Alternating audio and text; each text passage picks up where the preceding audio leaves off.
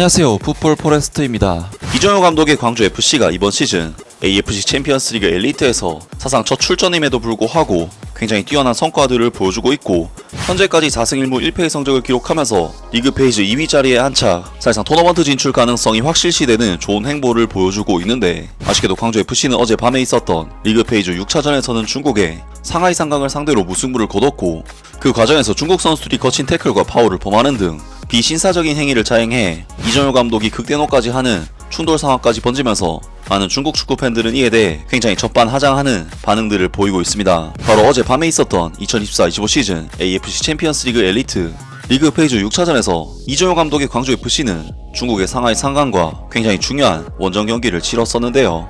이번에 광주FC가 상대한 상하이 상강은 이번 시즌 중국 슈퍼리그에서 25승 3무 2패의 성적으로 리그 우승을 차지한 중국의 챔피언 클럽으로서 중국 내에서는 당연히 우승을 차지했기 때문에 중국에서 가장 강한 팀으로 분류할 수가 있었지만, 이번 AFC 챔피언스 리그에서도 한국의 챔피언인 울산 HD를 3대1로 완파를 하는 등 실제 K리그 클럽에게 결과를 얻은 팀인데다 첼시에서 뛰었던 브라질 국대 출신 오스카, 전북 현대에서 수년간 맹활약했던 구스타보, 그리고 무려 아르헨티나 국가대표 출신인 마티아스 바르가스 같은 슈퍼스타들이 뛰고 있는 팀이기 때문에 광주에게는 객관적인 전력 면에서도 열세이고 원정 경기이기 때문에 그만큼 더 힘든 경기라고 할 수가 있었습니다. 그리고 실제로 상하이 상강은 광주와의 이번 경기에서 마테우스 주사, 오스카, 구스타보, 마티아스 바르가스 등 용병 선수들을 총출동시키면서 광주를 상대했고, 광주FC는 선수단 전원이 한국 국내파 선수로 구성된, 사실 누가 봐도 상하이 상강이 훨씬 더 강한 전력을 구성해서 나온 경기라고 할 수가 있었는데요. 하지만 놀랍게도 광주FC는 상하이 상강과의 이번 경기에서 놀라운 경기력을 보이면서 경기의 주도권을 가져갔고, 전반전 슈팅 숫자가 무려 8대3, 볼점률 면에서도 6대4 이상의 셋을 보일 정도로 광주FC가 상하이 상강의 홈구장에서, 그것도 외국인 선수 없이 브라질과 아르헨티나 국대 출신 선수를 보유한 중국팀에게 경기력적으로 압도를 했는데, 물론 이정효 감독의 축구 자체가 볼을 소유하면서 만들어가는 어떤 팀을 만나도 높은 점유율을 가져가는 팀이긴 하지만 그 대상이 중국 리그 우승팀인데다 용병들이 즐비한 팀을 상대로 한 경기력이었다는 점은 정말 놀라웠습니다. 아무튼 광주FC는 우세한 경기력을 토대로 초반부터 많은 찬스를 만들어내면서 상하이 상강을 처음부터 압박을 했는데, 전반전 9분 광주FC는 약속된 세트피스 플레이를 통해 이희균 선수가 센스 있는 칩샷으로 득점을 터뜨렸지만 아쉽게도 옵사이드로 인해 취소가 되고 말았고, 전반전 13분에는 허율 선수가 완벽하게 수비 라인을 허문 뒤 이희균 선수에게 크로스를 제공했지만 아쉽게 찬스가 무산되는 등 광주FC는 주도권이나 찬스에 비해 득점이 터지지 않는 답답한 상황으로 경기가 전개되었는데요. 하지만 계속해서 상하이의 골문을 두드린 광주는 결국 38분 박스 안에서 수비 2명을 비집고 집념의 슈팅을 시도한 허율 선수가 선제골을 터뜨리면서 광주FC는 상하이 상강을 상대로 1대0의 리드를 잡는 정말 놀라운 경기를 보여줬습니다. 하지만 광주FC가 리드를 잡고 난 뒤부터 중국 선수들의 거친 플레이가 여지없이 시작이 되었는데, 후반전 53분 상하이 상강의 웨이전 선수는 넘어져 있는 신창무 선수를 일부러 밟아버리는 반칙을 저지르면서 비매너 행위를 저질렀고, 이것이 VAR 온필드 리뷰 결과 퇴장으로 판정이 되면서 광주FC는 상하이 상강을 상대로 경기 리드도 잡고 수적인 우위도 점하는 좋은 상황이 만들어졌습니다.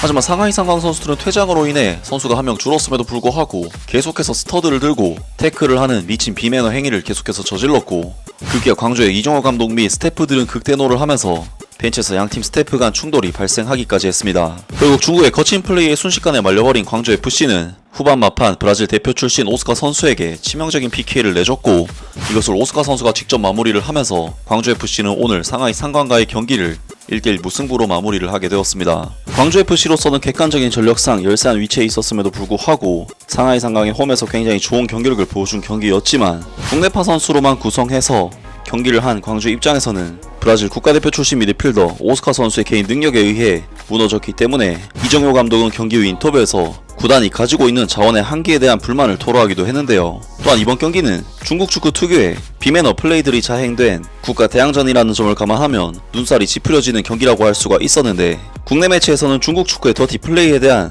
비난을 날렸고, 중국 현지 매체에서는 한국 매체의 반응에 대한 소식을 전했습니다.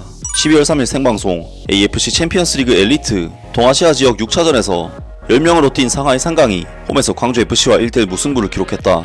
한국 언론에서는 상하이 상강의 활약을 폭력적인 축구로 평가했다. 한국 언론 기사의 제목은 이정효 최선을 다했다. 중국의 충격적일 정도로 난폭한 축구, 광주는 원정 경기에서 상하이 상강과 1대1 무승부, AFC 챔피언스리그 2위 자리를 지켰다이다. 안타깝게도 광주는 중국의 난폭한 축구에 맞서 승점을 잃었고 원정 경기에서 이정효 감독이 이끄는 광주FC가 귀중한 승점을 따냈다. 한국 언론은 후반 들어 상하이 상강 선수 웨이젠이 광주 선수인 신창무의 얼굴을 걷어차는 등 두 가지 갈등을 지적했고 주심은 VAR 개입 후 레드카드를 내렸다. 얼마 지나지 않아 상하이 상강과 광주FC 두 팀의 벤치에서 갈등이 촉발됐다. 한국 언론은 상하이 상강 선수들이 노골적이고 위험한 태클을 서슴지 않아 양팀 선수들의 팽팽한 대결이 이어졌다고 전했다. 한국 매체인 스포츠 서울은 경기 후 광주FC가 소림축구 상하이 상강과 1대1 무승부라는 제목의 기사를 게재하며 상하이 상강과의 1대1 무승부 이후 광주FC가 4승 1무 1패로 2위를 기록해 본선 진출에 한 발 더 다가섰다고 전했다. 이번 경기에서 광주FC는 전원 한국인으로 라인업을 구성했고 팀의 득점 선두인 하사니가 부상으로 결장했다. 광주는 경기 초반부터 주도권을 쥐고 경기 38분 허율의 개인기 능력으로 득점을 올렸다. 팀이 앞서던 후반전 초반 상대가 한 명 퇴장당했지만 상하이 상강은 치열한 경기를 펼쳤고 후반 31분 결국 페널티킥으로 동점이 됐다. 광주FC 팀은 수적 우위에도 불구하고 무승부로 끝났다. 라면서 한국 매체에서 상하이 상강에 거친 플레이에 대해 비판적인 기사를 낸 것을 그대로 중국에서 중국 팬들에게 전달했습니다. 이번 경기는 사실 중국 입장에서 봐도 반박이 불가할 정도로 중국의 거친 파울과 태클들이 골벌건으로 느껴질 정도로 정말 명백했는데 놀랍게도 많은 중국 축구 팬들은 이를 인정하지 않으면서 심지어는 계엄령 드립까지 치는 선 없는 발언으로 한국 매체를 반대로 비난했습니다. 너네 자신부터 걱정해라. 저 나라에서는 소란이 일어나고 있고 광주FC 선수들이 돌아갈 수 있을지가 의문이다. 한국인들은 대체 얼마나 뻔뻔한 거냐. 광주FC 팀은 쓰레기다. 중국 축구가 빡세다고 생각하면 굳이 여기로 올 필요는 없다. 이 경기를 포기하고 UEFA 챔피언스리그나 유로파리그에 출전하면 된다. 한국인들은 정말 뻔뻔하다. 뻔뻔함만 따지면 한국이 세계 1위다. 한국 언론에서 중국에 대해 기본적으로 조롱하고 비방하고 왜곡하는데 객관적이고 책임감 있는 발언은 거의 찾아볼 수가 없다. 광주는 고의로 공을 밟고 볼을 건넸다. 주심은 눈이 먼 척을 했고 VAR 체크 결과 주심이 레드카드를 취소해야만 했다. 마치 2002년 한국 대회에 다시 온 것 같은 느낌이었다. 주심은 대체 한국에게 얼마를 받았냐. 한국은 거의 내전 상태에 있지만 언론에서 아직 이에 대해 이야기할 시간이 있다니. 상대 가슴을 걷어차는 손흥민의 맹렬한 반칙이 아직도 기억에 생생하다. 앞으로든 클럽이든 국가대표든 홈에서 한국과 맞붙을 때마다 2002년 월드컵 하이라이트 대한민국의 뻔뻔함을 중계해주면 좋겠다. 당신들은 호날두가 경기에 출전하지 않았다는 것만 기억할 뿐 2002년의 뻔뻔함은 완전히 잊어버렸다. 라면서 많은 중국 축구 팬들이 그야말로 뻔뻔한 반응을 보이면서 한국의 현재 정세 상황까지 선 넘는 비난 발언을 했습니다. 정말 중국 축구는 대표팀이든 클럽이든 만날 때마다 거친 축구로 상대하는 선수들을 위협하고 있는데요.